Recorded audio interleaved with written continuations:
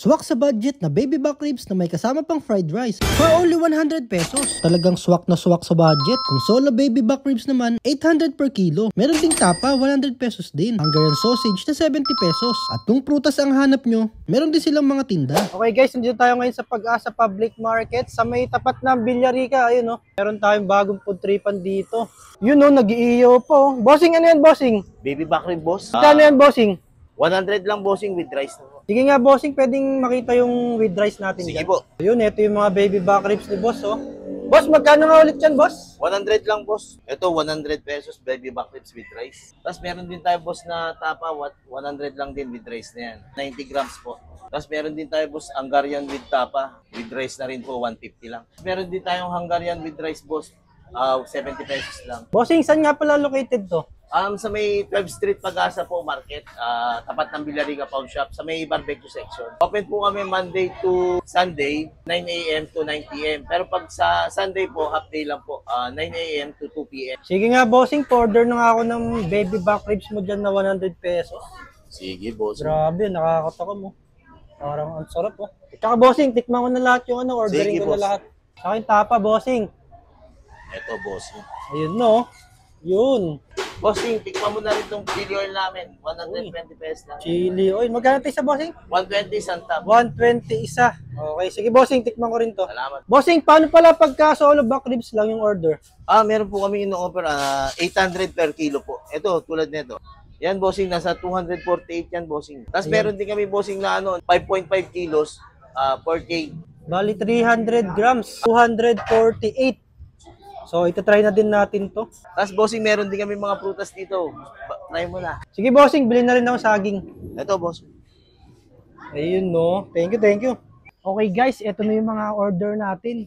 Siyempre, unahin na natin agad tong baby back ribs nila na 100 pesos. To.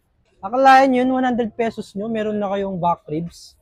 Tapos, with fried rice pa. Tsaka walang vlogger dito. Gato talaga yung serving nila. Iba yung timbang ng mabuto, iba din yung timbang ng malaman. Tapos pala, pag gusto nyo umorder ng solo back ribs, kagaya nito, 248, 300 grams. Pag gusto nyo ng 1 kilo, 800 pesos. Eto guys, ang init pa.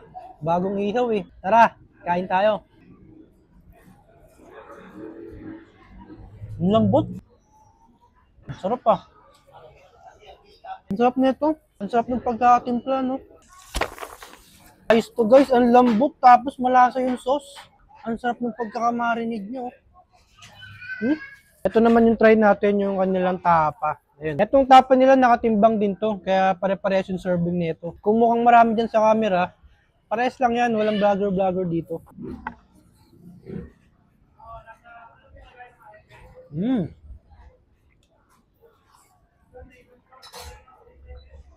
Ayos, malaki din. 100 pesos nga din pala itong tapa nila. Ang sarap nito, masarap din yung timpla.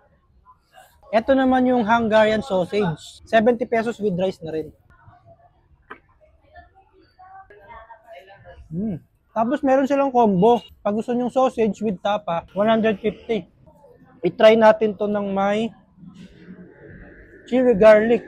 Nagbebenta rin sila nito eh. 120 isang ganito. Kasi mahilig din ako sa mga maanghang talaga eh.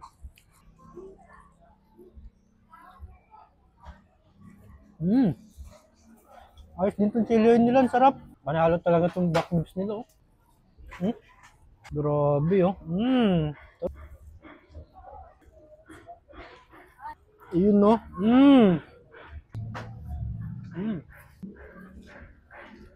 Tapos syempre yung nabili natin prutas, nagtitinda rin silang prutas dito. Dito na kayo bumiling prutas.